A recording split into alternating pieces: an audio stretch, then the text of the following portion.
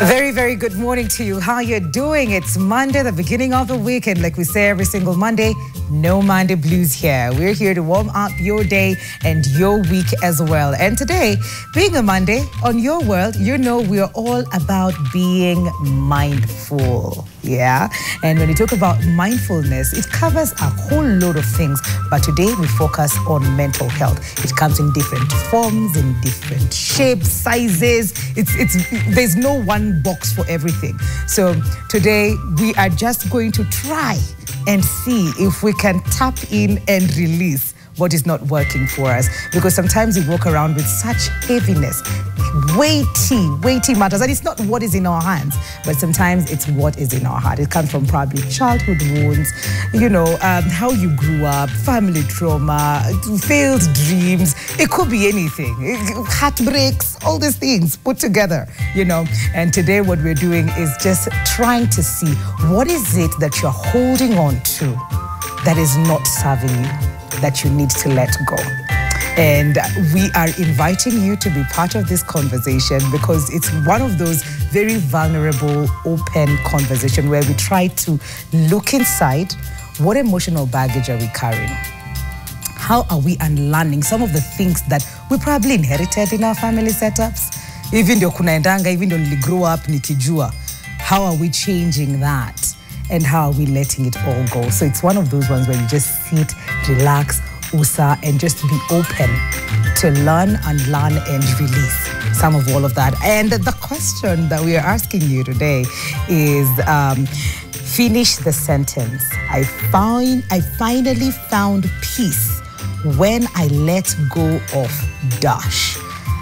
Finish the sentence. I finally found peace when I let go of dash. And what was your experience?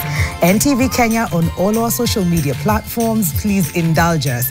Our WhatsApp line, mnajua says jameni mtutumie waraka very fast, and our phone lines are open as well. We'll be indulging in this conversation and helping us unpack all of this, our experts in their fields when it comes to matters mental health. And I'll start with the one seated immediately on my left, Moriah Mwangi, who's an elevation coach of family post-trauma experiences as well. Karibu sana, Moriah. Thank you so much. Lovely to have you on the show. And your hair. Hey, did you find your kidogo? So now we just When I said no Monday blues here, this is what I'm talking about.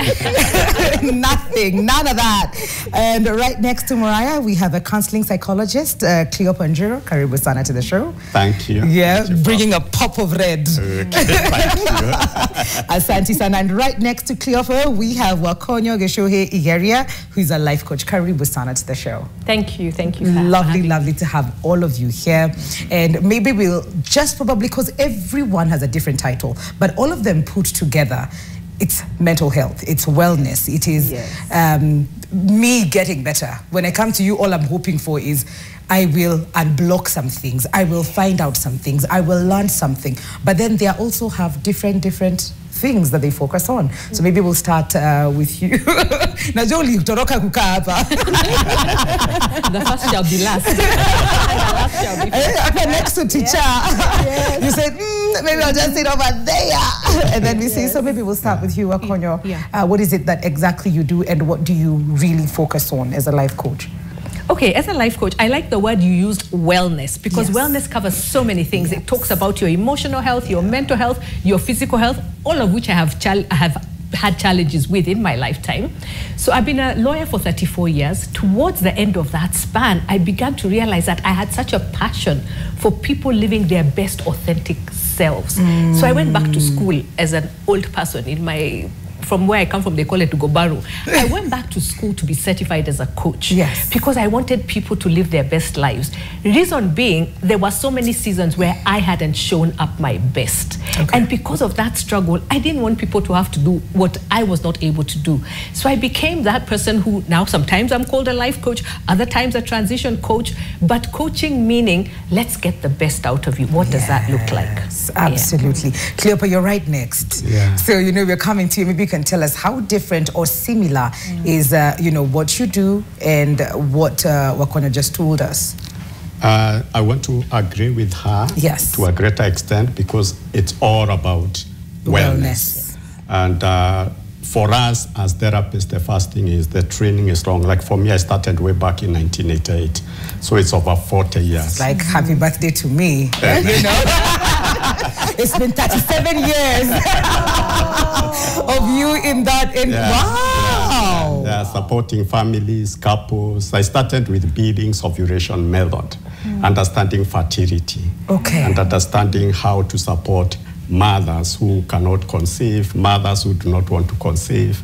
Then thereafter, now I went into training of counseling in 1997, where I went through a whole certificate course. Then I supported people. Then I went for my first degree, master's, and there I am. And all through I've been supporting people in different areas, like organizational psychology, supporting people in workplace, so that they are able to function. Then mental health, hospitals. I've worked in a mental health facility, supporting people who are unwell. So, but then basically we use three things. Okay. The first, you learn theories of counseling. Okay. Like I'm conversant with over 20 theories of counseling, 20 approaches. Then skills and techniques. So from those theories, I get the skills of techniques of supporting people who come. Like if a couple comes, I have a whole theory, body of theories that support couple counseling. Yeah. If someone comes with loss and grief, I also have what supports loss and grief. If it is trauma, there are different theories that deal with that. Yeah. And then there is the personal experience, because it's all about me being able to give change through who I am in a therapy situation. Wow. So it has to take all around. Yes. That me as a therapist, I need personal growth to deal and to be aware of what can interfere with the therapy process. And that is a journey where training and continuous training is very important, that I have to keep on going for further training to be able to support people. Because we change. I'll come to you this year with something else. The next year I lose someone. I also still need help and a bit of support. I come back to you. So you have to keep upgrading, learning.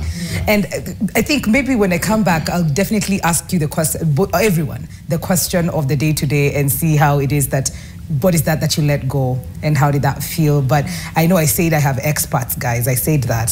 But then kama nilikuwa ninaelewa the heaviness, the weight of the experts in the room. Moriah, elevation. Unaweza ikona majina mazuri. Elevation coach, families post-trauma experience. So what is all of that, Moriah? That was birthed from my own life experiences. At 9, I was involved in a very bad car crash for our whole family. And I never knew its impact until 30 years later. So all that pain, all that anxiety was hidden within me, and it came out the most during COVID, when I went through another trauma in my home life. And so why I chose Elevation as a coach is because I realized you need someone to support you. First of all, I believe that many people think of their homes as a house, but your body is your first home. Okay. You can't afford to have it defiled. You can't afford to have your body dysfunctioning on you. Yes. You can't afford to have voids inside of you, so that anything that comes that finds you just creates a turbulence. You see, when you're firm and things come towards you, you deal with those things, all right? Yes. So that's where the elevation bit came in. Also, like her, I studied, and after that car crash, my learning was very affected. Not in any way mentally, but those gaps that I didn't get when we were hospitalized at Nairobi Hospital, and then we came out. No one thought, let's talk to the kids. Yeah. Let's tell them what happened, and let's try and get them help. Everyone was just like, oh, you're ready. The doctor says you're ready. Go back to school. So you go back to school with these gaps, and even social gaps, because when you go back to play, there's so many versions of what happened, you know, and no one is really talking to you. And so also the strength I've seen and the resilience I've seen in my mom, despite her own life journey, it has really stirred me to want to understand the heart of a woman. Yeah. And also the life of a child, because I've had other work with widows as well, and that really exposed me to what happens to the woman in the absence of a man that she was attached to, maybe by marriage. And how do you elevate this woman, this child who's been through this? So for me, it's a holistic approach. Yes. I really care about templates. And many people don't even have a reference for why they live the way they do. No, it's very circumstantial. Yeah. I have a good job, so I can afford this. But what's your real template? Yeah. What's guiding you? What's setting you up for success? So that's my heartbeat. So I look at it this way, just to sum it up. Yes. There's no day you go into any medical institution and not have triage. That's true. You will pass through triage. Yes. So as a coach, I am your triage. Let's check pressure. Let's check, are you okay? Is your heartbeat okay? Great. Now go for counseling. Yes. Now go for therapy. Now go for... So that's where elevation comes in, where someone understands that it's not about really what didn't happen as well. Yeah. It's about how do I use what I have? Yeah. And whatever I have, is it worth of me? Is it valuable enough for me to set me up at my most authentic self? And what's authenticity? Yes. Authenticity for me is Psalm 139. I'm a believer. Yes. And it talks about God knitting us in that womb. People say, oh, he made me pregnant. Girl.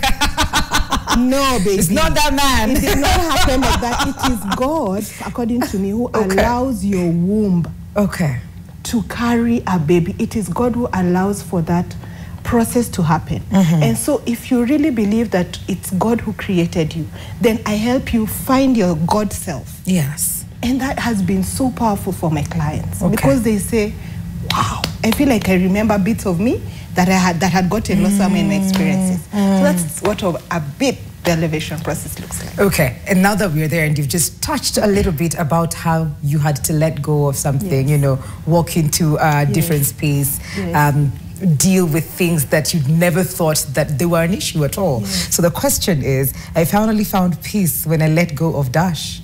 When I let go of the thought that I wasn't enough. And how was your experience when you finally came to the realization of that and just let it go? It was very scary because then you see that God self in you, your awesomeness, your majesty, the halo that no one can take from you. Yeah. And that's what I believe has made my work so effective because I'm not giving from my knowledge, my experience. I allow God to use me for my clients. Okay. So you will come to me and people say, oh, you're so funny. When you laugh, you release some tension in your body. That's true. When I use an analogy and you resonate with it, I can't use that analogy on him and her and him. Yeah. So I'll meet with you and from experience, I'll tell you, oh, imagine this and this and this. And I'll be like, do you know, I'm actually in a farm. How did you know? Because sometimes it's only, I'm in a farm. So letting go of the belief that I wasn't enough. Changed my whole life. Okay. Yes. Cleopa, having to go through training and therapy therapy yourself, as you let go of things and learn how to deal with some others, what did you finally find peace? How did you finally find peace after letting go of, what did you let go of? Then the first time I went for training in counseling, especially my first certificate, it was for other people. To counsel, to help others. Yes. But as I went through the journey of training, I started realizing it's about me first. Yeah. So all the learning I've gone through has brought change in me. In you. That even there are things I've gone through, like I've gone through about 3 or 4 traumatic experiences. Yes. But I am the humility of going for personal therapy. Yes. More than 10, 20 sessions. And going for group therapy. Yeah. Because it's not about that person. It's about you. It's about me. Absolutely. Because it's me who brings change through who I am. Oh, yeah. It empowers you, doesn't it? A lot. It does. It's not about being perfect. No. It's not about not having issues to deal with on a daily basis. Yes. It's about me knowing how do I go through the experiences I go through, even as a therapist. Yes. Because when I'm with clients and I'm listening to traumatic experiences, I can get into vicarious trauma. Because they are coming to share themselves. Yes. So then how do I also let go of that? So that after seeing 7 clients in a day or 5 clients, in the evening I can come back to Cleopa. Yes. Self-care. I really love that, because I always wonder what happens to you guys, because we just come and dump, we dump. And just before we want to catch a quick break, but I just want to find out from you, Wakonyo, I finally found peace when I let go of what? I have let go of many different things in many different seasons. But I had to let go of the little girl who was always teased in primary school because she wasn't the prettiest, she wasn't the smartest. And I found peace in recognizing that I was still somebody. I had to let go as a young lawyer because I thought everyone needed to like me. I needed to walk into a room and everyone likes me and everyone is clapping for me. And how did I find peace? Not everyone is going to like you all the time.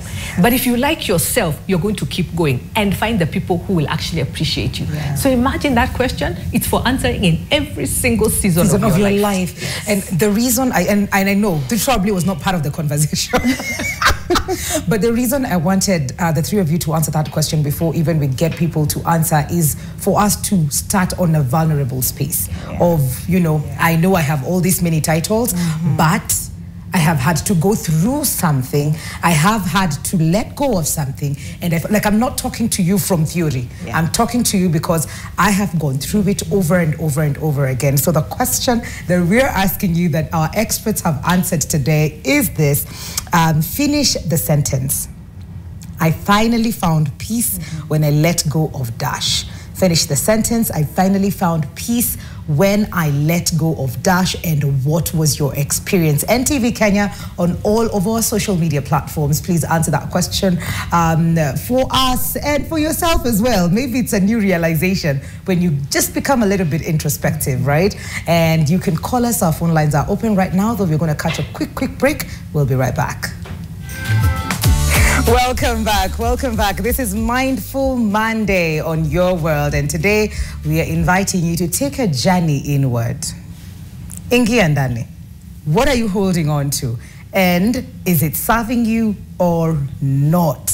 Because today what we're doing is we're trying to get in there and try to release what is not working for us, okay? So the question we're asking you today is very, very easy. Finish the sentence. I finally found peace when I let go of dash. Finish the sentence. I finally found peace when I let go of dash. And what was your experience? And we have a bit of feedback from our WhatsApp line. So let's take a look at that. Tuone mnasema nini? What did you let go of? And what was your experience? Yes, thank you.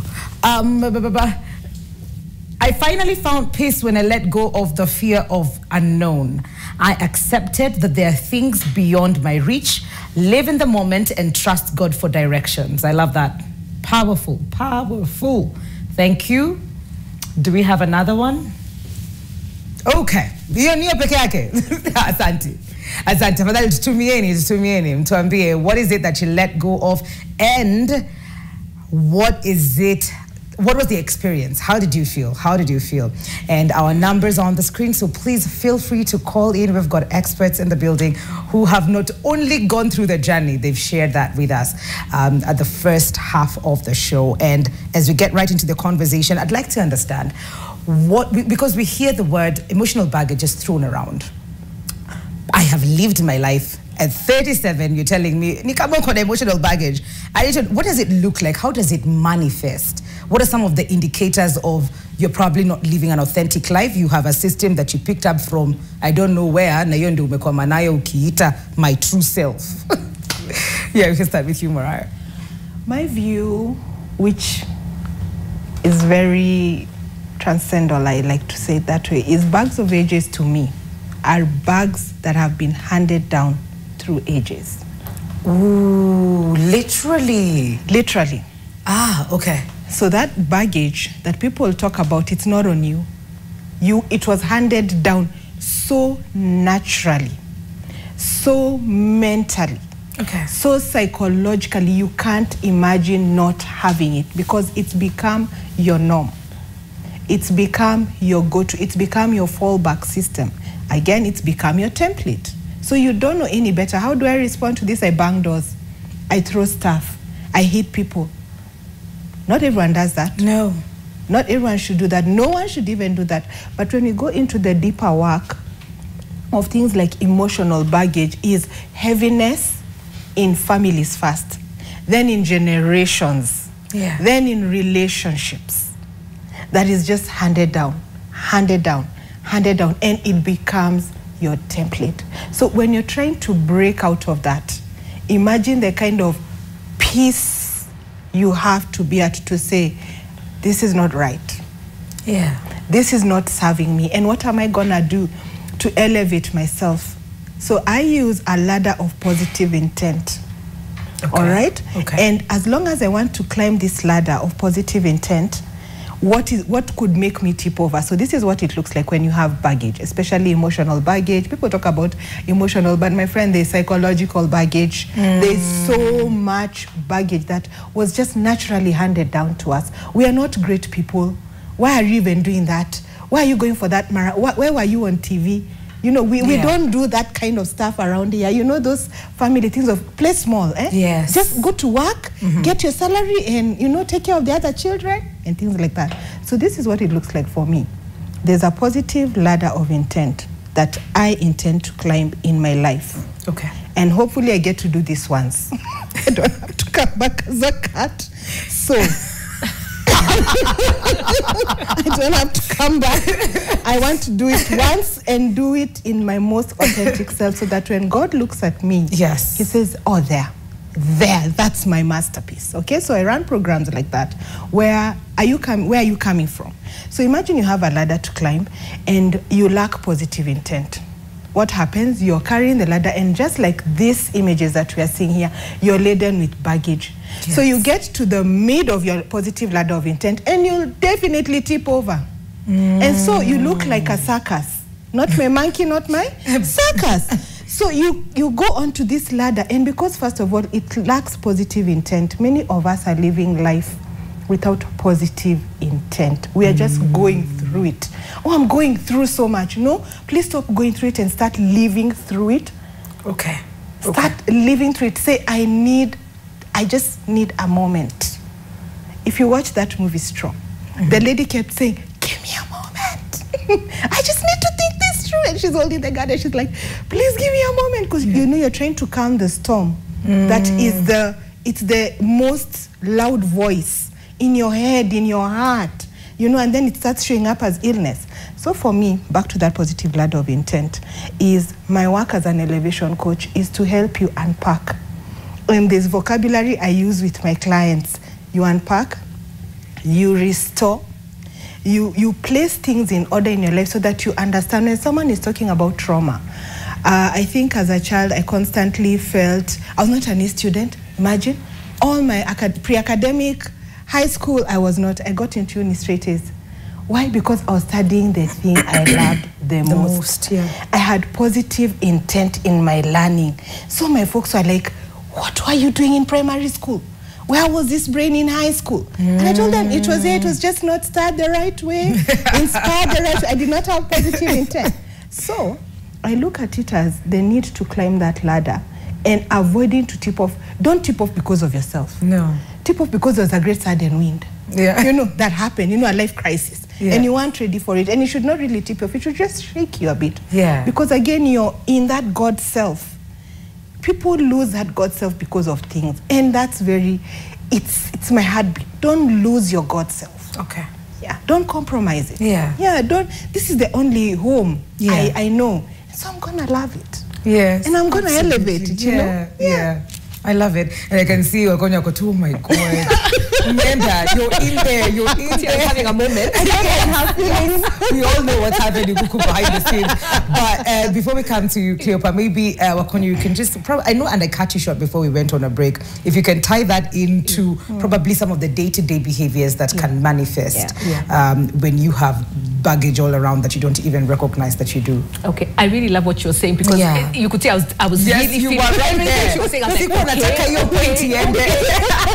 So, you know, I turned 16 in a few months. Wow. Let me tell you, girl, I am so excited. Anyway, see, moving on swiftly. Yes. In those years, I realized that I have been picking emotional baggage in so many seasons. Okay. So now what I'm learning to do is that when I'm going through a situation and I'm feeling a certain emotion, I say, Wakonyo, everyone calls me Waki. Waki, what emotion are you feeling right now? Yeah. And I say, I feel abandonment, or I feel shame. Yes. And then I tie it to an emotion I had a long time ago. You know, when I was in high school, I couldn't run to save my life. Yes. I was just not good in athletics. I was a good swimmer, but that was it.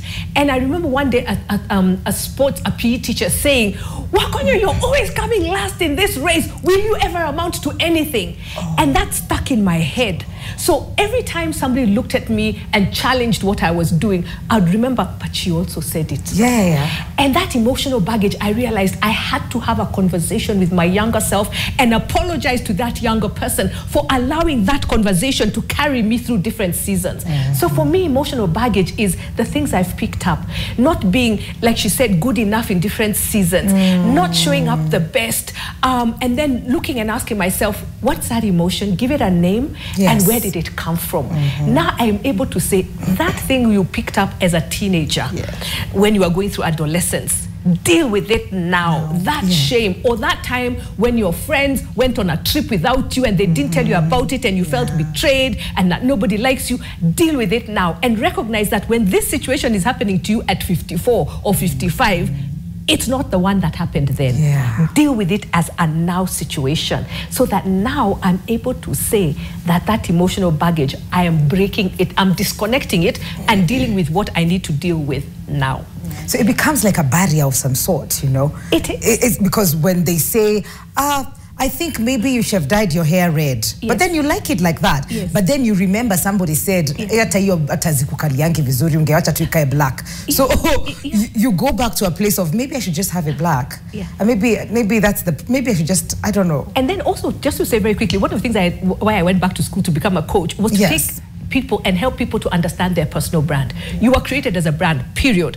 You didn't come onto earth and then God says, there is Waki, what shall we do with her? No, there was a plan and a purpose for you. Your one job in life is to discover that purpose through the seasons. And why that is important for me is that I tell a lot of my clients that we must audit your brand.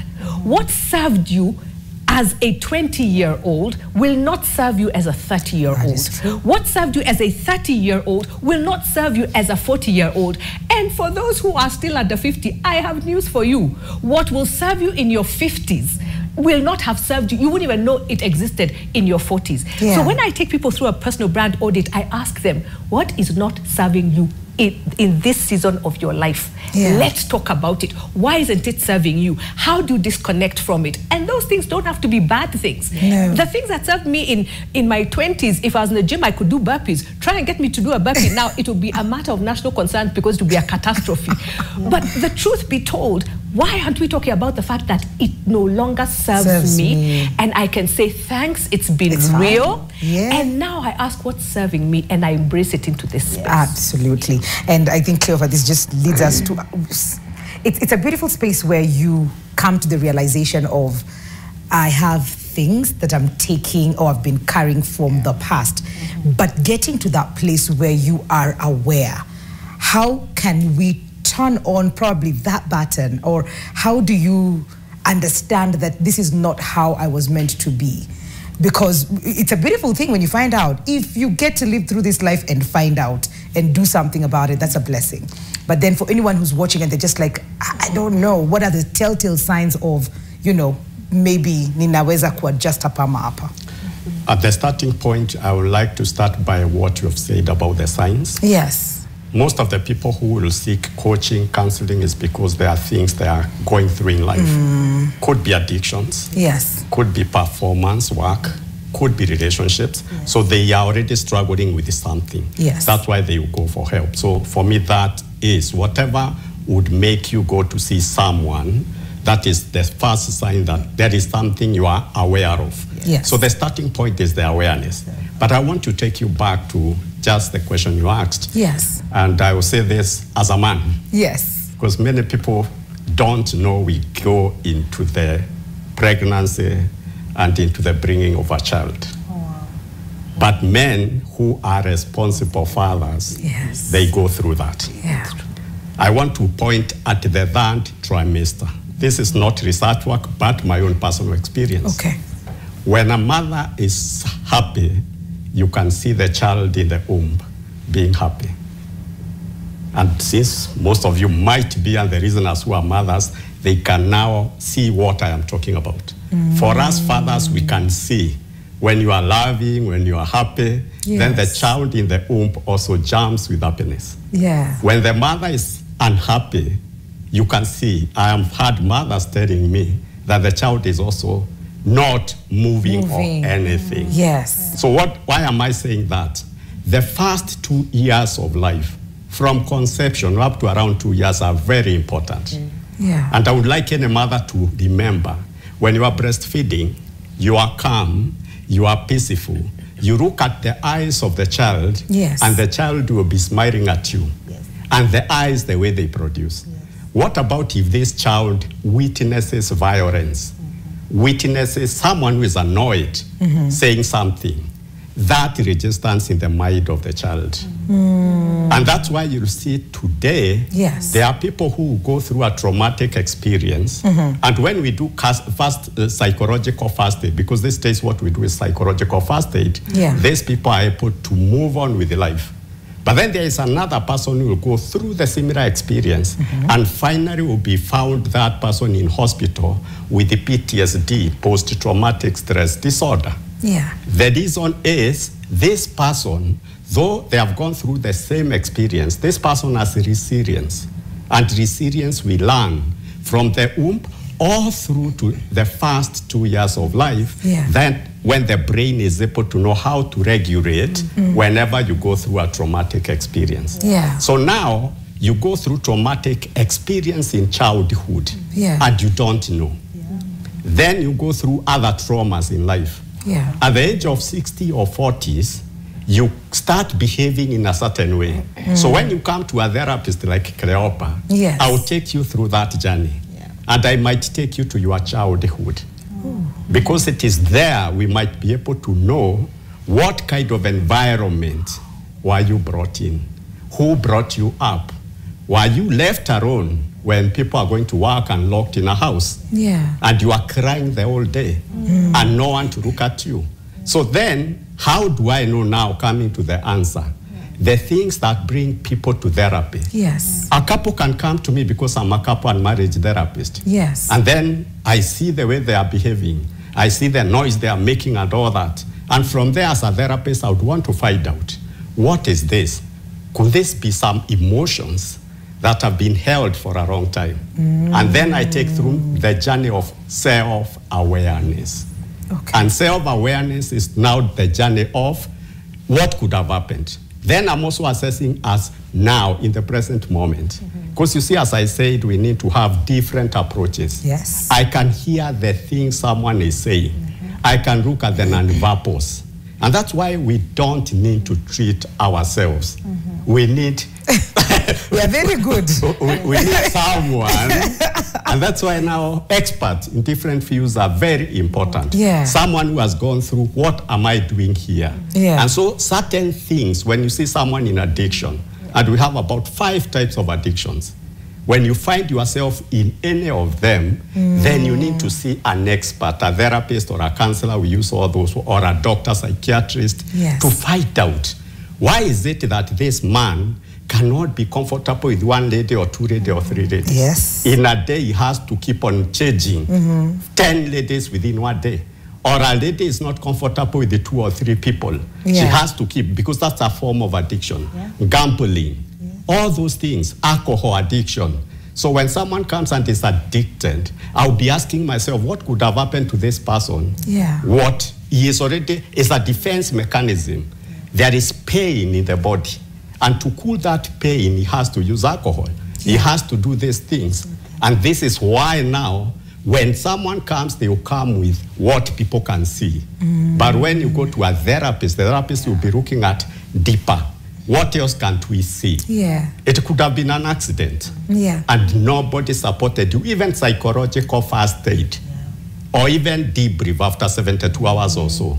You never went through anything to talk. You have been talking about the accident, but what do we talk about? Yes. You can even re-traumatize yourself by keeping on repeating the same story, but you are not asking yourself, when you are talking about this story, what are you trying to heal? Do you have anger? Was it a shock? What is it that is even in your body that you want to remove? Yeah. That's why we have different approaches of dealing with the trauma to help you release the tension. Because there's even tension in the body. And I can talk to you and I sense the tension is in the chest. And there are some exercises I can give you to remove that tension I see in your chest. You tell me, because I pick it as a therapist. And then I know, kumbe there is tension somewhere. And that's why we have different approaches today. You may have seen people talking about EMDR, and you need to be satisfied. Where the eyes, when I do the movement, they are helping us to reorganize the cells of the brain. There is a lot of science in it. And these are things that have been studied. Actually, the difference today is we have evidence-based. Not just that I'm saying things with you in therapy. No. I am asking, when I tell you to go for exercise, when I tell you to go for yoga, when you are doing meditation, when you are doing mindfulness, what part of the brain am I strengthening? So, and can I be able to confirm that after you came with the depression, and I gave you some assignment, you said, and people tell me without knowing what they are saying. Because you see, as a therapist, you facilitate. And then someone goes, I'll be going to Karura. I'll be going to the forest. And they go. Then they come and tell you, and you see already the emotions have gone. The depression is gone together with the medication. So it is a matter of what has been scientifically. Is there some research to indicate that certain parts of the brain can change when you do certain things? So self-diagnosis, self-medication, this is Mimiuko, when I'm feeling pain. The pain is here in the heart. I sleep. And I will be very loud about it. It's like, nikisikia uchungu ya roho, all I need to do is nap. When I nap 1 hour, 2 hours, I wake up feeling a bit better. Instead of talking to someone like Moriah. But I could see Moriah, when Cleopa and Onge, you're just like, yes. Do you want to chime in on that? Sure, because most of what he talked about I've literally been through. After that car crash, I used to re-traumatize myself that I only started driving after I turned 40. What do you mean re-traumatizing oneself? What does that look like? It looks like, first of all, my dad was driving. So I realized years later again, when I was 39 years later, that I found myself traveling with him at night. And I kept calling on Jesus. And this is my dad, the man I love greatly. You know, the epitome of godliness. So I kept saying, Jesus, God. And they were like, what is wrong? And in my head, I'm like, we are not going to crash again. We're not going to crash again. So during COVID, anytime I ran into a driver who was careless on the road, especially when my kids were in the car, I used to tell him, please stop the car. Please park now. Park now. And he was like, Madam Ninini, I'm like, please park now. I'm not ready to have an accident. Just because of his carelessness. So one of the ways I coped with that was I'd engage you. I'd keep talking to you as the driver. I'd keep making sure that we are in sync, that, you know, we are going to talk until I get there. And then when I get there, I'd be so exhausted. Because I've been conversing with a total stranger about life matters. And that is how I used to soothe myself. So I was very excited when he was talking about those addictions, because what that nap does... What's happening? What's happening right now? When people say, this is what I do, you're soothing. You're soothing that anxiety, you're soothing that trauma. And what I like about everything else that he has said that I could totally resonate with is that PTSD hides in your body, in your chest. And during the coaching session for elevation, I will ask you, you know, I'll take you through that same dash process. Yes. I feel dash. I feel this in my dash. And I tell my client, one word. And they'll say, heavy, dig deeper. By the time I get into the 5th level of that heavy, they're either breaking down and they're saying, my goodness, how did you know? Yeah. I was coaching someone just recently, a man, and it was online, and he kept hiding away from the topic. And he kept saying, it's people, when people do this, when people do this. And I asked him, tell me about yourself when people do that. And I told him, imagine me handing you a mic, and now you're addressing the situation. And he told me immediately I said those words to him, he saw the spotlight, and he saw how he had enabled people to disregard him, to undervalue him, to cause dysfunction in him, and he was sorting himself through all these people's experiences. Yeah. And I told him, okay, how much of this can you take? So those are the things that when we're talking about what doesn't serve you, we've also come from an African maybe community where vumilia too, you know, pace it out. This person, they'll grow and go. You know how you are told, you'll grow and leave the house. Yes. You live in a traumatic household, things are going wrong, and you're told, no. When you grow up, you go and live your. But how are you going? So when he talked about the soothing, I remembered when I went back for my inner child. My goodness, she was wearing the dress I wore on my 5th birthday, and it was. I felt like I was having a panic attack because I met a fellow coach and they said, oh, they fixed the inner child. I was like, now what business is this? Who wants to go back to their inner child? The inner child is grown. It's not even me. Yes. And I thought the inner child has grown with me. What? I found, and the way she came to play with me, we didn't even have a session. I cried for 40 minutes. What? Yes, as I said hi to her and she was so happy to see me.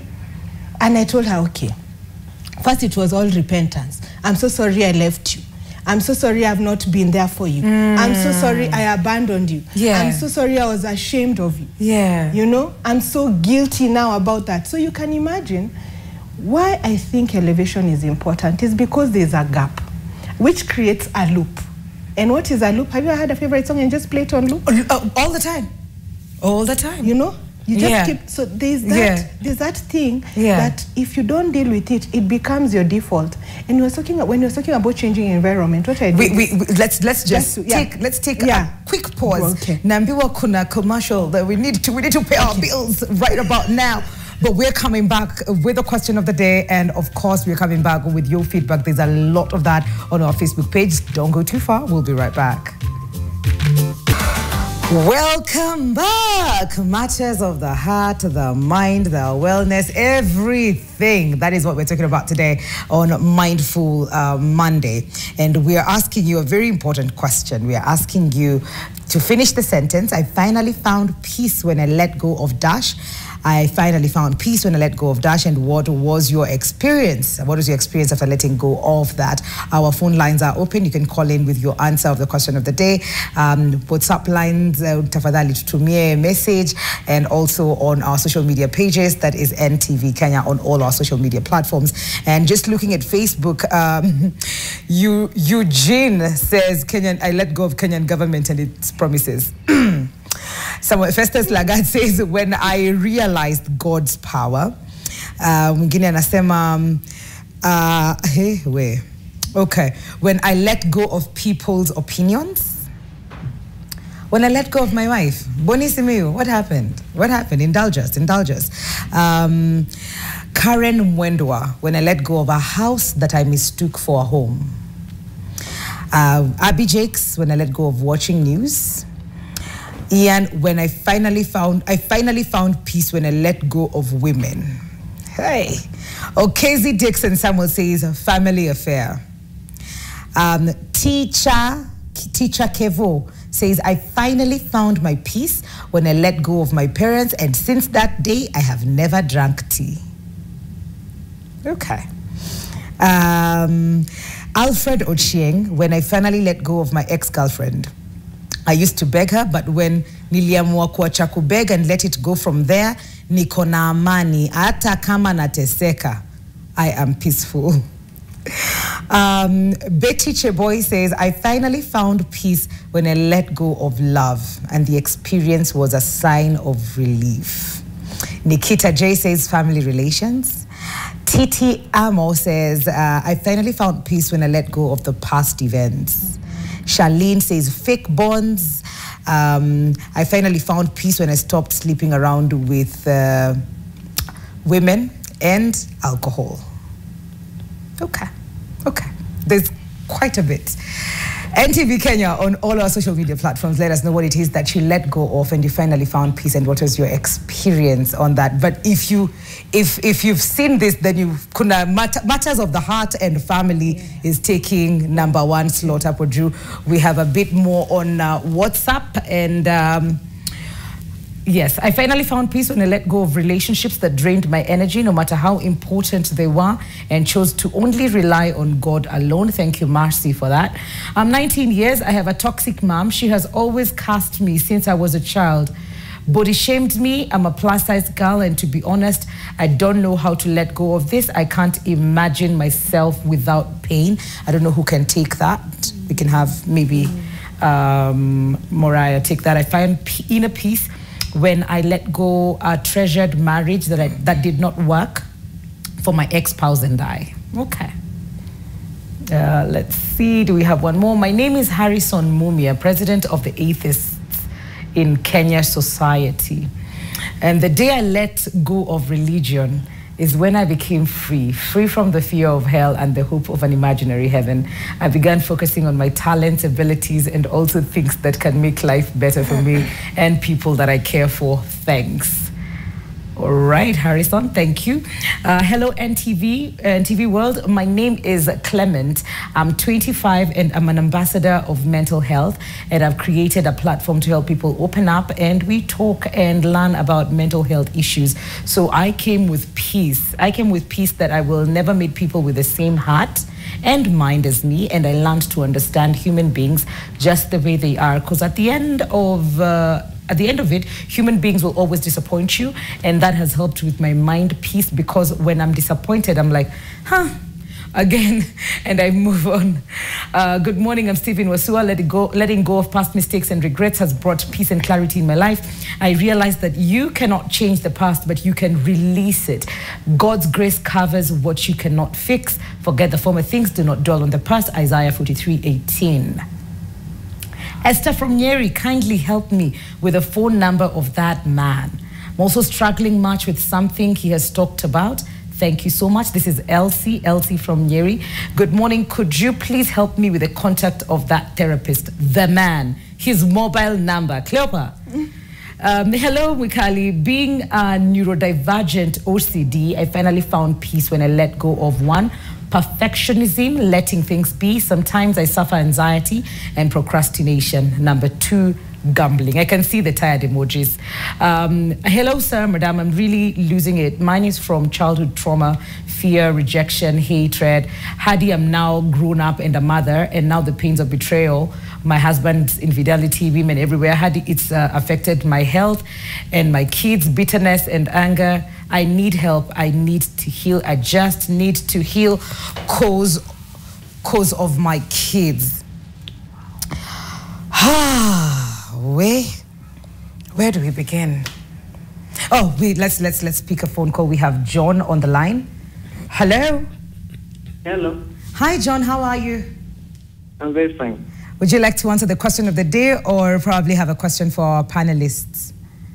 I would like to answer that question. Okay, let's go. So, the moment I let go of expectation, I started following God and believing in His ways. Something started going well. But the moment of just going with life and expecting a lot of things, things didn't work. But the moment I stopped expecting that much, I just flowed with the flow. Some things are opening up and things are getting better. Okay. So after that, things are really going on great. My job is now great. That's the after that, that's what happened. Aha. So are you finally peaceful? Do you feel more peace now? Yeah, very, very much. Okay. Thank you so much, John, for sharing. Okay. I have a question tied to what John just talked about. Can we sometimes believe in something or believe that we are choosing something that is good for us and it could probably just be a limiting belief? Is there a possibility of that? Or is it twende tutajulia mbele? Why I like that question is because you're talking about how we consciously have chosen something for ourselves. Yes. Then we discover it isn't actually working for us. Yes. Having the courage to say it's no longer working for us and finding ways to be able to let it go. Yeah. You know, a lot of times we talk about managing expectations with other people. Yes. Sometimes we have to manage expectations with ourselves. Because I expected that by the age of 40, I would have. Life happened and I didn't have. Yeah. And so I'm trying to fix the fact that, oh no, I've let myself down. Whereas I need to be able to pause and say, this was your expectation. It didn't happen.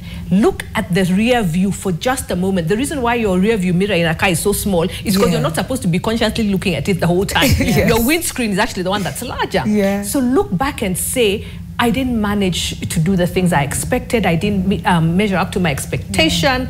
But now that I am here, what can I do with the tools I have available to me and with me to continue to go? So I learned to manage my own expectations and realize it didn't work, but I'm still here. Yes. Something can still work. Absolutely. I love that because we really, really are doing things for other people, even in that. Yes. Cleopa, namba yako iko pale on demand. Yes. Do you mind? No, do you mind sharing? I don't mind. I can share it. Please, let's do that, even as you answer some of the questions that popped up. So my number is 0721 356 549.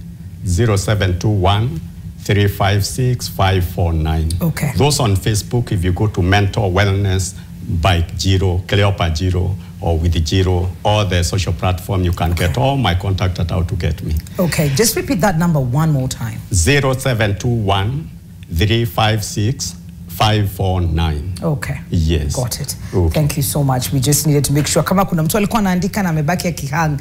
There was a question about a lady who's going through being body shamed by her own mom, and she doesn't know what it feels like to live without feeling that pain.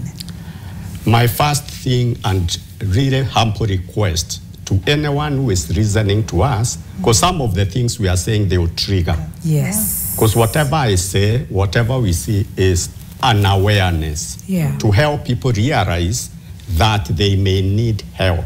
Yeah. So some things, someone may need to talk to someone. Yeah. And the beautiful thing about it is today, we have very many counselors, psychologists all over Kenya who have been licensed and registered by our government of Kenya. Yes. So wherever you are and you are listening to us, feel free to see someone and please ask if they are registered and if they are licensed.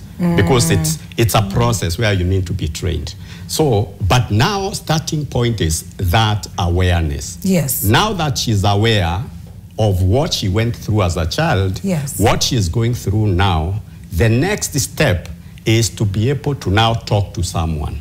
Someone who is trained. Like now, my colleagues here, all of them, they have gone through a training in coaching. Absolutely. And you can hear as they are saying, there is a certain theory, there is certain steps they take when you come to them. Yes. And whatever they have said is scientific. Because there's someone who has known, if I equip a coach with these skills, this coach will be able to help this person to unrelease the emotions. Yeah. And then she said it very well. If I work with you and find that whatever you are discussing are deep issues, I'll need to help you, to elevate you, to empower you, so that you can go and visit an expert. It can be a counselor. Yes. It can be a therapist. Because therapist is someone who is able to heal through techniques. Yeah. The way when you go to see a psychiatrist, a doctor, and you are diagnosed with depression, anxiety, PTSD, a doctor will see what kind of medicine can help us reorganize the brain functions. Yeah. And then you cool down, and then he refers you to a psychologist or a therapist. Yes. And they know who to refer to. Yes. Because you see, we work with them. And then for me, again, when someone comes after they have seen a coach, then I'll be able to reason and see this person needs to be helped by a psychiatrist. Because where they are, they will need some assessment. So my suggestion to the people we are triggering, those who can be able to call me weren't good. And today we are fortunate because we are doing phone therapy. I'm supporting people even in diaspora. Yes. Kenyans who are there, and they feel I want to feel the feeling of a Kenyan man. Yeah. And they call me, WhatsApp, Google Meet, 1 hour, and we go through the process. So that is the beauty. Whichever part of the country you are in, wherever you are, and you are listening to us, help is there. You can be able to be supported. And if I feel I'm not an expert in this area also, because as a therapist, someone might come and I sense this person needs training, someone who is trained in EMDR, eye movement, desensitization and reprocessing. And I know someone who has been certified in that field. Yes. Or I see a child who is under 9, and I know we have child therapists in Kenya. So I refer there. So the beauty is, whatever you are hearing is awareness. Yeah. Next step, please ask, where can I get help? Yeah. Many people, when they are being told, I want to see Cleopa, they tell me, we go, we find you have been in the media, we have seen me here, we have listened, and that's why we feel you are the right fit for us. Yeah. And I can still work with someone and feel, no, here we need to get another expert. Yeah. So for all those people we have triggered, please make the next move. Absolutely. Go online, find out where you can get help. Yes. If you want Cleopa, you have my number. Yes. You can come to me. Yeah. If you are not, if not me, we have several people who are trained in different ways. That's and true. who are here to help. Because I can tell you, like in the whole world today, not only Kenya. Yeah. If you go and do a bit of research, Yes. most of the countries now, they are using trauma-focused interventions because they are realizing how people are traumatized as children, and that trauma is now coming back because of body shaming, the way our parents beat us, the way our teachers told us you are useless, you will not go anywhere. You know, all those things. All those things. The way that the other children are called you kanono, kafupi, big. Wakonyo, what's happening? I can see you going like, yes. I'm moving around on my chair. I was like, I'm sorry to interrupt you. I just had to say, thank you for saying that. Because I want to talk to that young lady. I really want to talk to her and just tell her, I am you and you are me. It may be fortunate for me that it wasn't happening at home, but in school and everywhere else, they even had a name for me. The name, and I remember the boy who started the name. I remember both his names. Imagine after all those years, the name was Baby Elephant. Baby, yes, and the reason why I really resonate with that young lady is because it's so painful. You cannot begin to imagine the pain. But I want to let her know you are beautiful. Yes. You are gifted. You are here for a reason. And the season that you're here, you're going to nail what God needs you to nail.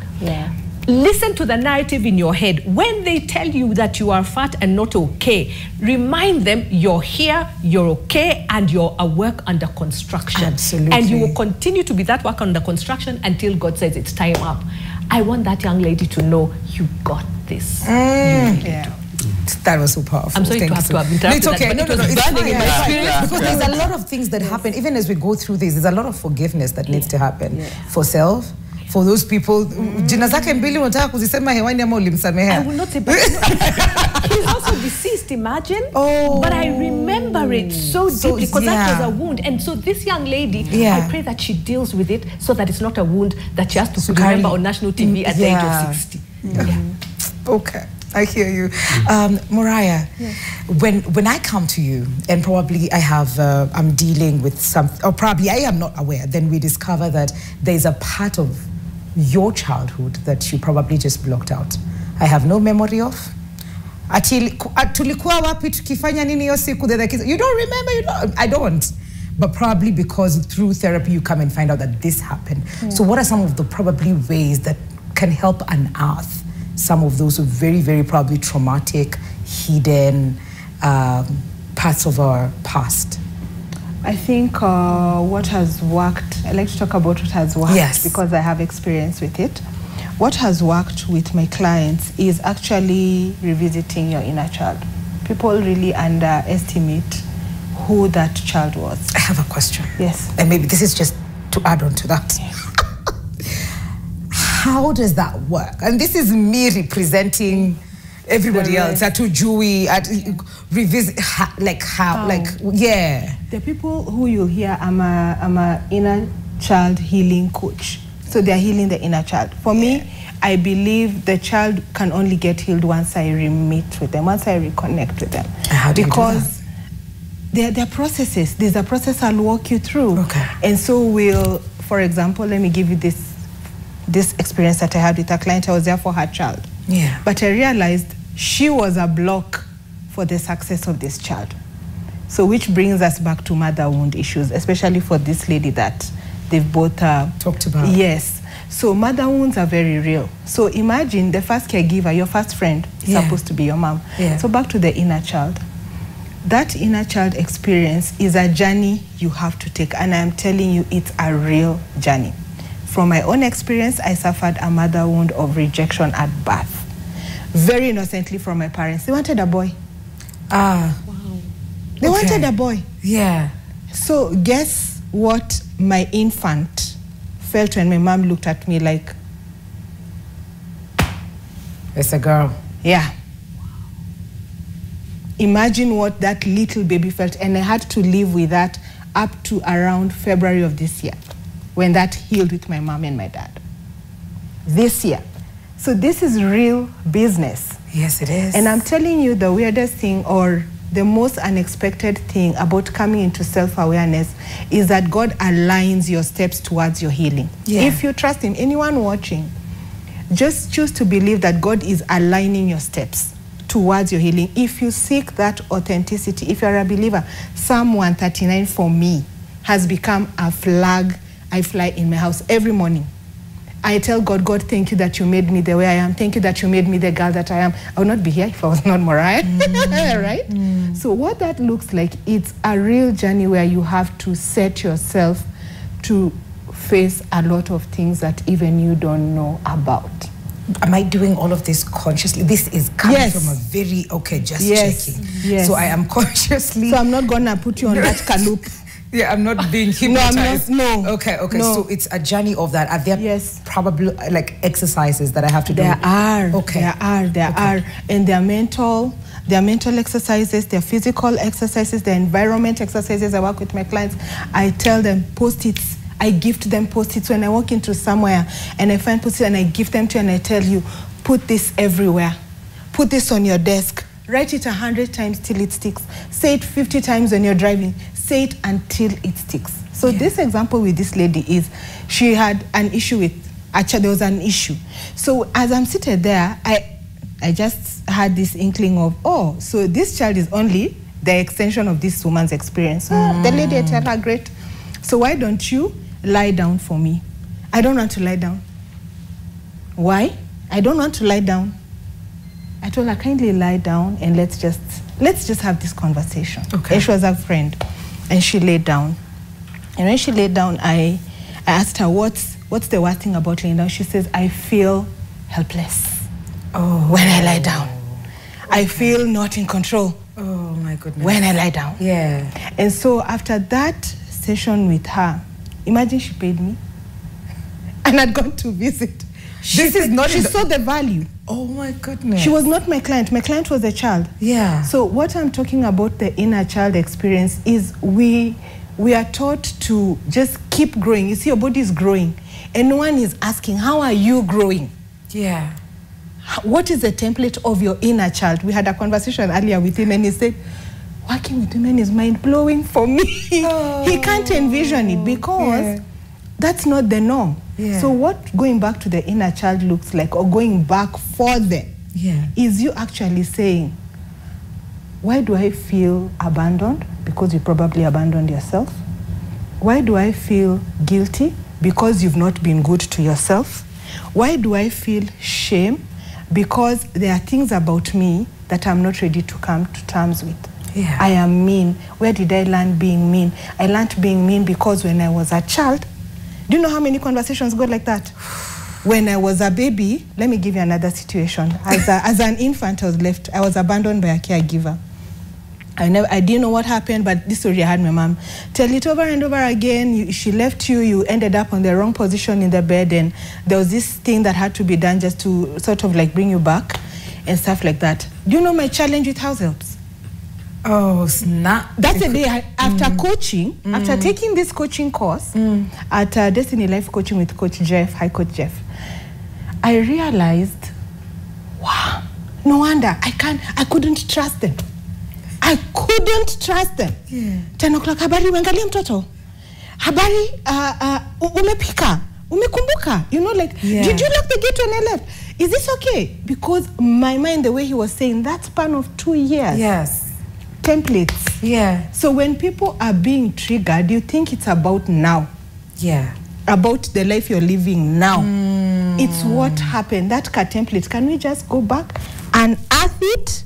Find it, clean it up, and say, you know what? I have a right. The book, I'm a believer. The book of Nehemiah. 55 times now. It's fine. I'm a believer, and I've been doing a series. 2025 is the year of healing, the mother wound in specific. And I've been doing a series on TikTok, and I love the feedback because when you go through that experience, 0 to 2 years, you don't know. No, you don't. You don't know. No. You're just a baby. People see you run around and they're like, yeah, mtoto anagrow vizuri. But the one thing you're not addressing is the template of that child. And that's why, this is how it helped me at home. I'd go home and I'd study a baby in the family and I'd be like, interesting, come. And I'd do this and I check this and I check this. And so my parents are like, check the babies. When I go, check the babies. Everywhere I go, I check the babies. You know, bring your baby, let your baby be checked. And so it's because it's not something I can say. Someone will tell you, Cleopa, do this to connect with your inner child. It's his experience. So authentic. It's her experience, your experience. And that inner child has to catch up with you. So even on my TikToks, I share these videos when I am so exhausted sometimes. And I say, this is what healing looks like today. I'm just weeping. Because I'm feeling like, get with it. You know, inner child, get with it. We have a show on NTV, get with it. And they're saying, you know, everyone who knows you. And I'm telling them, no, you know what? I work with my inner child. Now I don't look at people. I don't look at my kids. I just say, inner child, can we go? Avengers, can we go? And when they say yes. And what does it look like when we talk about forgiveness? You know, talking about going back and probably forgiving yourself for the life you've lived, because now you're aware. The reason you are doing these things is because you probably don't feel good enough. You were told you are not good enough. Forgiving those people, forgiving yourself, embracing new, and how difficult that is, because sometimes we don't look at ourselves as we need to forgive ourselves. What am I forgiving? It's them. They caused it. You know, moving past that and being able to look at yourself and be, I am sorry, Wix. And I forgive you.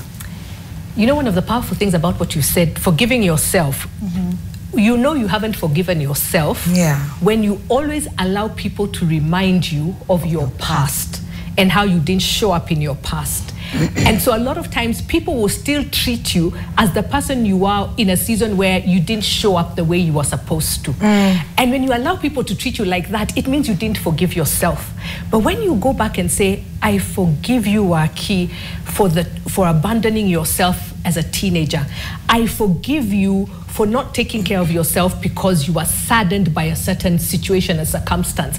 I forgive you that you didn't show up as your best authentic self. When you forgive yourself, you give yourself permission to thrive, and you don't allow anyone to hold it on you as baggage, because people's baggage can bring you down. I realized that forgiving myself for the different seasons in my life was critical for me to understand that I can actually thrive.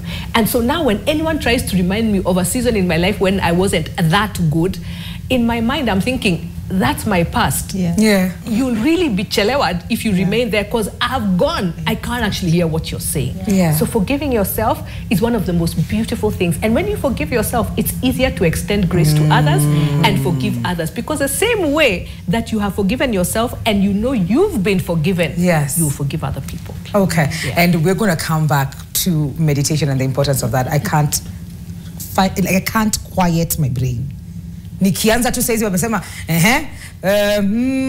listen to your breathing. You listen 2 seconds, then you're gone. You're thinking, nilizima gas. You're passing. What happened? And then you go back. It's like, okay, let's do it again, okay? Close your eyes. Breathe again, breathe again. It was like, what did my producer say? What are we doing tomorrow?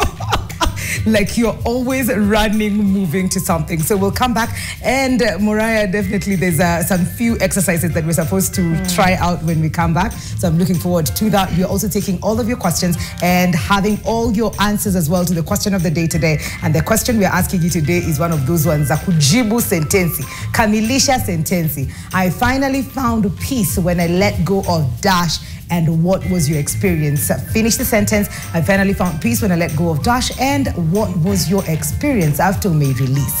NTV Kenya on all our social media platforms. Our lines are open. Please call us, ask all questions, because we have Moriah, Cleopa, and Wakonyo in the building, and they will be answering all of your questions. Don't go too far. We'll be right back. Welcome back. Welcome back. Welcome back. Welcome back. This is Your World. It's Monday, it's mindful, it's heavy, it's beautiful. We dive right into those places that probably we do not look at, we don't talk about, we are not aware of. So those are the places that we are getting into, and we're asking you to finish the sentence. You finally found peace after ulifanya nini? What did you let go of? Finish the sentence. I finally found peace when I let go of dash. And what was your experience? NTV Kenya on all our social media platforms. And of course, you can WhatsApp us. Na tuko na mtu kwa laini. We have a caller on the line.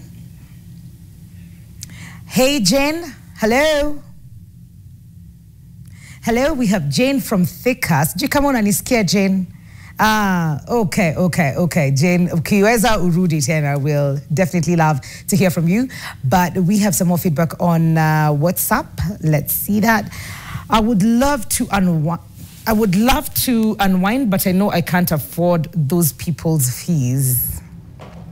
Your fees. That's what we're talking about. Hi, I'm from Makueni. I let go of my funny chewing mogoka like goat. That's the time things worked. Mikali, you're doing great work. Remember to give us contacts of your panelists to help us reach them for consultation. I will definitely do that. Thank you. When I let go of my better half and I can't heal. Oof. Okay. I'm Lucille. I found peace when I let go of my toxic relationship. Good for you. Letting go is my #1 therapy. Okay.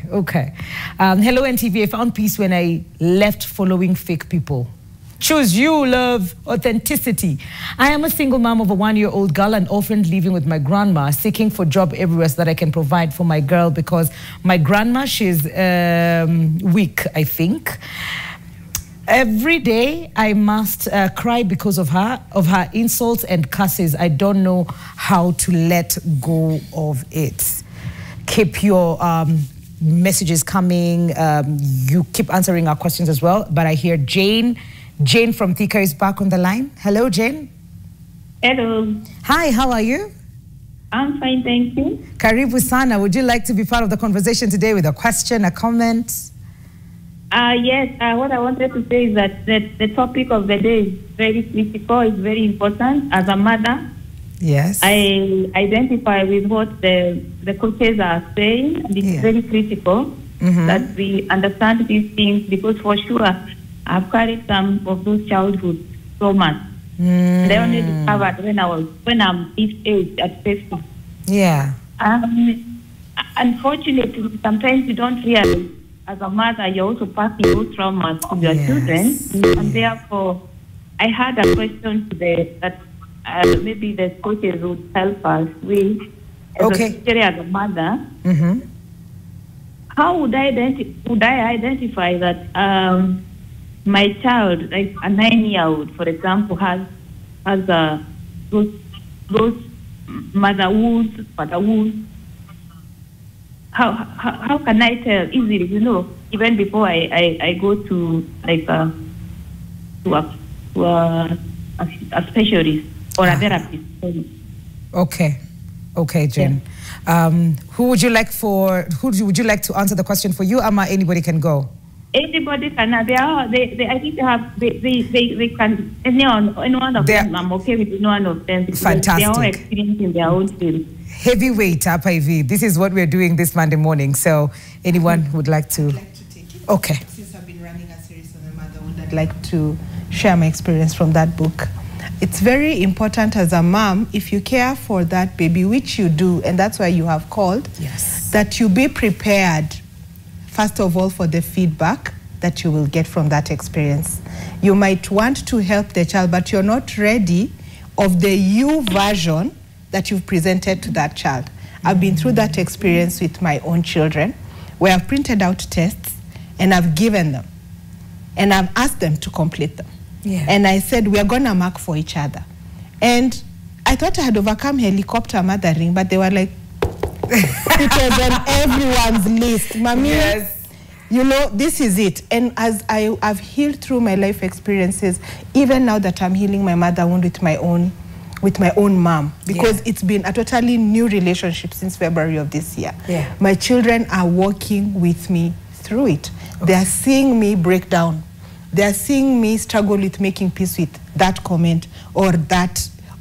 So as Jane, I'd like to encourage you to also be prepared for the you version that child will give you, and be ready to work on yourself as well. So maybe it would be good that you equip yourself with a mother wound. If you can find the videos and the series that have been running, maybe you'll identify with something. And if it's something you went through, you might have subconsciously passed it on to your children. Because again, that's your template. So that's what I'd like to tell her to prepare as well. All right. I think I could add something. And this is important for all of us. The first thing that we need to know is, for you to know your child needs help, there need to be certain things you are observing. Yeah. And sometimes we may want everybody to look like you need help. But there are specific things which we want to look at. One is emotions. If you see a young child, 9, 6, just holding himself and keeping away, not playing than other children, and you see the non-verbals, the person is always like this, so quiet. That, as a mother, raises some alarm. You need to find out why. Yes. Behavior, the actions. If a child of 9 years is what you expect them to do, come from school, do homework, and have certain grades, and then in school there are things. So already those are things to tell you need to find out what's happening with the child. Yeah. The way of thinking, like there's somewhere you mentioned about belief. And you know, believe, when a child believes something, like I am not worthy, I'm not good enough.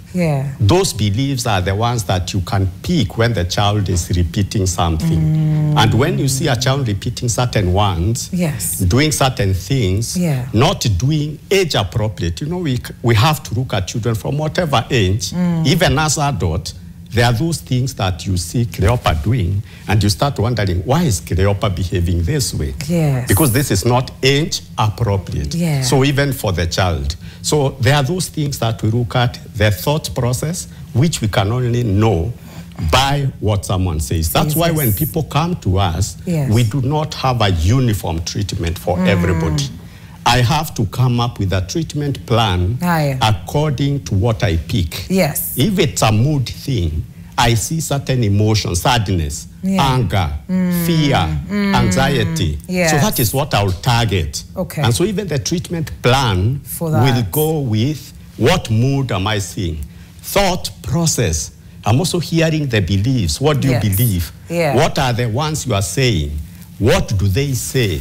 When you believe that way, what happened? So that is what now I will focus on. And I'll ask, what technique which skill, which approach can address thoughts. Absolutely. When I see certain behaviors, you are saying, I'm not sleeping. I think Jane is still on the line. Jane, maybe you can follow this so that we don't keep you on the line. You can still follow it because it's still going on live, so that we just let you to sikule credit yako sana.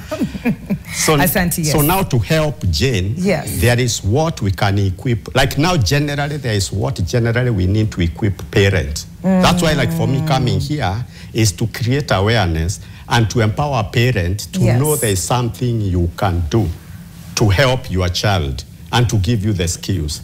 The next is, at what point do you need to seek a specialist? Because we are here not to say everybody needs to come and see Cleopa. There are those people who really need a therapist. There are those people who need a psychiatrist. There are those who need a coach. So we need to understand, as a parent, and there are those children who are growing like an innocent child. So why bring out something that is not there?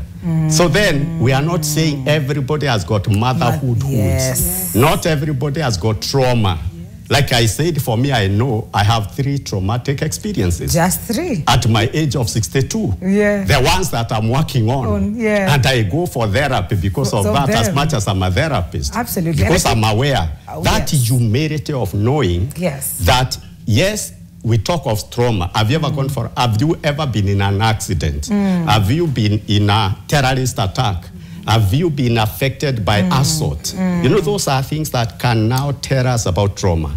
Other things are stressful events that we go through, the abuse, the toxic relationship and all that. So it is for everybody to know that there are those that means urgent. So for the mother, unless she is telling us there is something that she sees in a 9-year-old. Then if it's something, go to a counselor, a therapist, let them make assessment so that we say, and you see, even when you go to a doctor and they find that you need counseling or you need coaching, they will come and tell you that. Absolutely. And I think Jane has gotten probably help from that, because from the 2 of the answers from a personal experience and from, you know, what needs to be assessed, what needs to be checked, I think it's very, very powerful. Just before we do this exercise, we've got a few more questions, and I see we don't have time. We have a few more questions on WhatsApp. Maybe we can just have a look at that quickly before we get to midday. Morning, your world. Tough conversation today. I finally found peace removing thumbprints of others. Living to learn hate. Living to learn hate is okay. Thanks. I'm not sure I understood that one. I'm letting go of all negativity in all forms, including people. My God saved me and I have one life. I should just enjoy it and learn from my errors. Life is too short to worry all the time. Just enjoy and grow. Power to you, GTL. Hello, Olonana, watching from Narok. I let go of a company of friends that had nothing greater than negative pieces of advice. Now I found peace. Yes. Hello, what can I do? Nimekuwa heartbroken severally. I have 2 baby daddies. Please, nime give up kwa maisha. Hello, beautiful people. As we are discussing this, I'm feeling very emotional. How do I help my kid, 8 years, who lost her father? Because inside me, I feel this heaviness that takes me down now and then. The pain is so heavy because I can resonate with her, as had no chance to have a father while growing up. I wish I can know what's going on in her mind. Sometimes she just breaks in heavy cries. She just says she wants to cry as she feels pain in the heart. I finally found peace when I requested and allowed Christ to have dominion and command in my life. He drew me to prioritize self-awareness. He's taking me through a whole school of self-individuation. He taught me that earth is a school of souls, and every time you positively learn from bad experiences, your divine godly frequency vibrates higher and you become confidently powerful. You really find yourself exercising the dominion he gave you. Healthy and no triggers can get you out of godly control. Thank you for that. Do we have any more? Hey, Mwikali, I'm Jane. I'm a nurse. I have gone through the journey of life where I've seen my mom struggle in her marriage, but still sticks to it in hope of perfection. This has become my habit to now. I feel drained by my current relationship. I want to move, but I fear abandonment in addition to my career struggles. Kindly help. I have been going through a lot. I was really humiliated at my previous job and I was told I was incompetent. Those words still trigger in me and my mind. That is not who you are, love. Hello, NTV. I'm Glory. I'm letting go of childhood trauma and it has not been easy. My biological mom left me when I was 3 years old, when went and got married. I was raised up by my uncle and his wife. I used to call them mom and dad, but mom treated me as I was the house girl, nakupigiwa makelele kila wakati. I used to cry every night when I go to bed. I hated my real mom for leaving me behind. One day, my auntie, who is now my mom, we argued because I got pregnant while in campus. The father of the baby took full responsibility together with his mom. The moment I asked her for my school fees, she told me I decided to get married and I'm no longer her responsibility and I should not go back home. I agree with childhood trauma. I was raised in a family full of chaos because of money. My mom being isolated because she didn't finish school. And we as her kids have had to, made slaves of our home because my mom is single and has no money. It comes to a point we can be chased away from our home, my grandparents' home, just because we want to resist the slaveness. This has really affected our lives and healing has been a big problem. Can we kindly scroll it down? Thank you. I personally, I even fear to get married and I fear being hurt more than my blood family has hurt me. I have a kid and I fear raising my kid on my own because I feel maybe I might be raising him wrongly. I have to ask other people if I'm doing it right. Like the fear in me has really done something. I'm struggling. Okay. Hello guys, nimekuwa na fear ya men since childhood juu. My dad aliniacha. Now I'm in a relationship and sometimes wanna feel kama tu ataniacha vile dad alifanya. Please help me overcome this. I just feel so alone. Na si ati anipendi, but kuna time mimi who feel too rejected. I don't trust men. I just want to overcome this. Please, please, please help me. Ladies and gentlemen, tuanzie wapi? There's a lot of love situations and where we come from.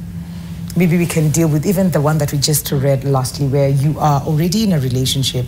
Maybe Wakonyo, you can chime in on this one. You're already in a relationship. They treat you well. They're nice, but you're constantly worried they will up and leave, just like your dad did.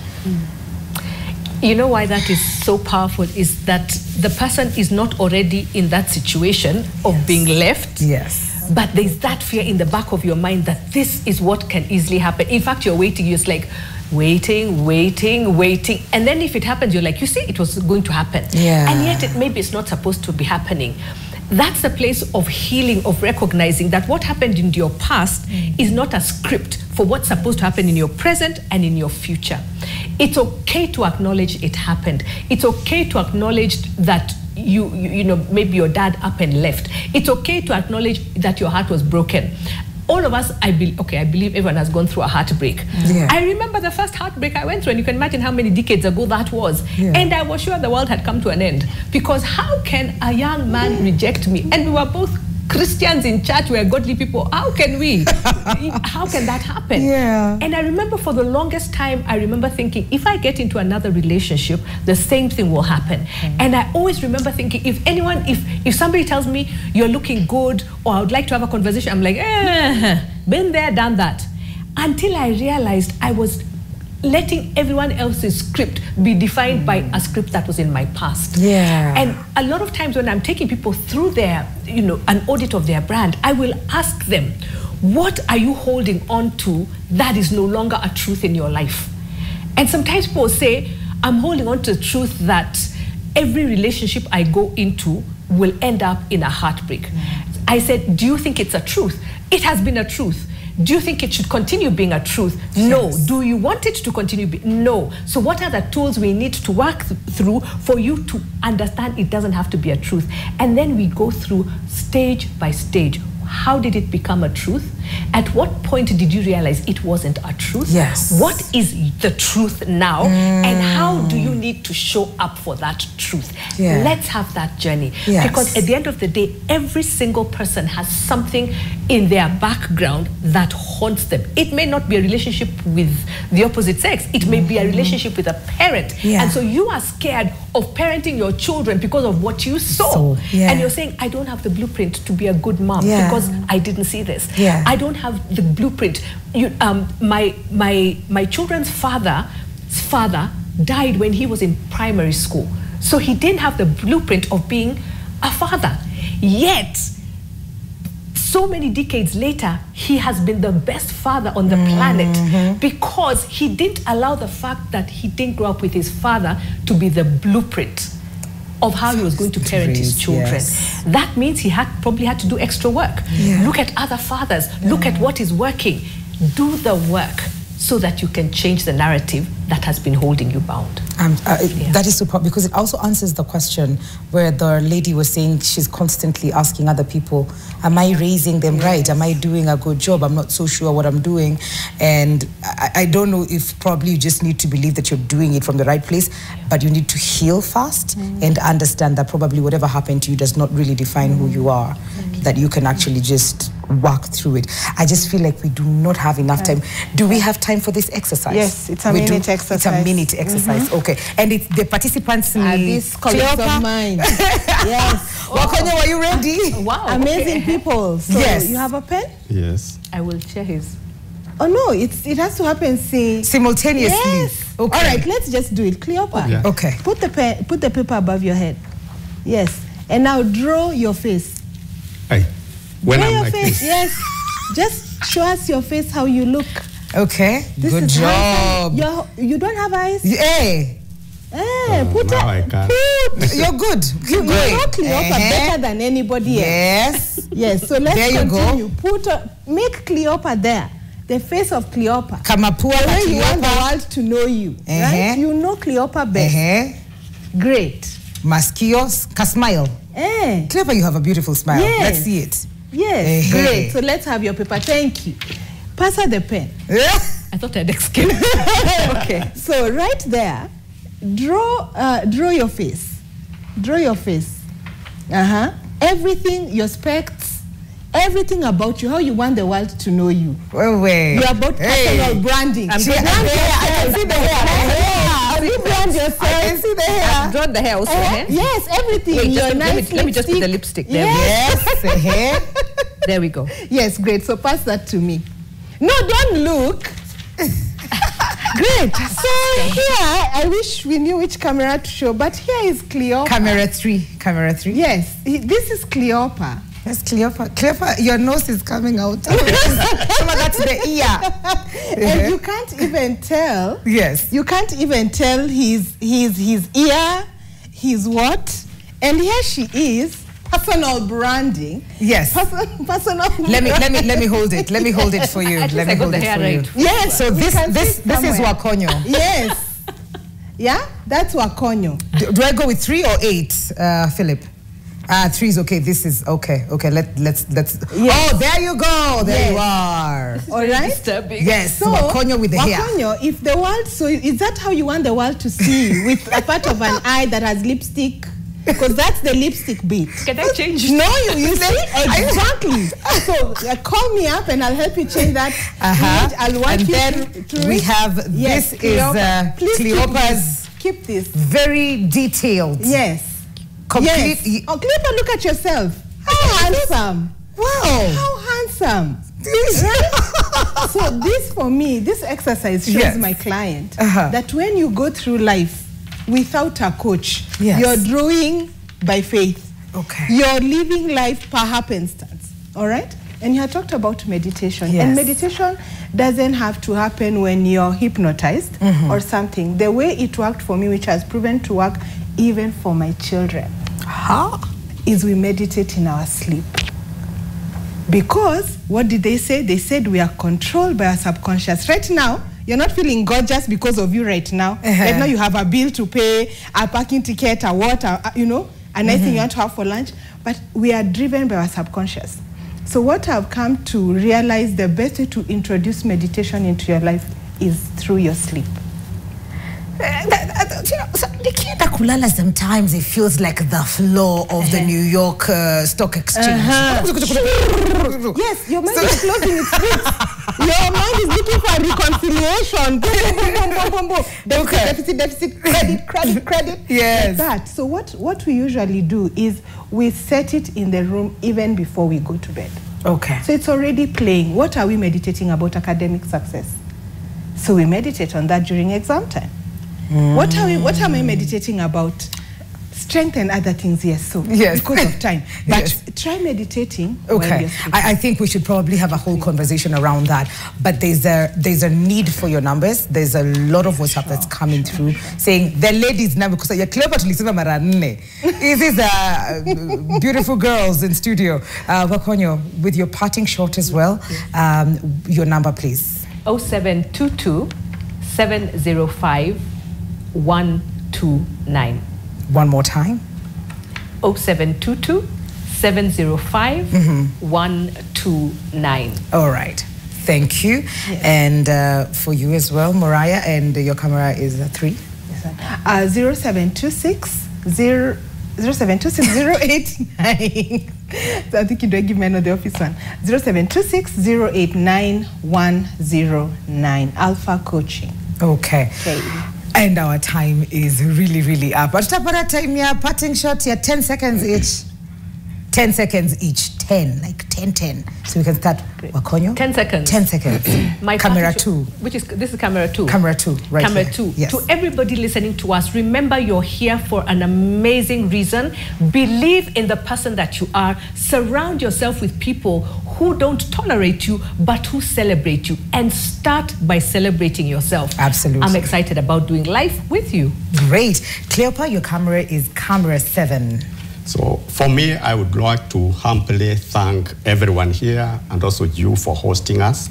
And from the questions, what I'm sensing is parenting, relationships, and there is a lot that we can support people with. Yes. And finally, I've seen a twist. This year alone, I have talked to over 1,000 men. Webinars. Yes. And I've already seen the increase of men coming for counseling. That's so really I request good. Men to come do that. and let us know how 15 to support. seconds are done. Moriah, 10, camera 3. That's fun. I'd like to remind you again, as I said at the beginning, your body is the home that you get to live in. Take care of it. Work on your intention that should be positive as you climb through the ladder of life. I'm here to ensure that you stop playing small, stop playing from the bottom. So let's connect. Great. Whew. That was one of the most powerful conversations we've ever had on this show. And I just feel like we've not even gone where we're supposed to go with this. Hopefully we can have a part 2 sometime. I don't know when, where we can just continue this conversation. It reminds us that before you even go outside pointing fingers at other people, look inward, look inward. Because that's where it is. We can continue this conversation next week, Monday. Is that okay? Yeah. I just got a confirmation from my producer. Wow. So great. Monday, we have a date. Thank you so much. Thank you for tuning in. Thank you to everybody who's made this production a success. Asanteni sana. See you tomorrow, same time, same place for an amazing Tuesday session. Kwaherini.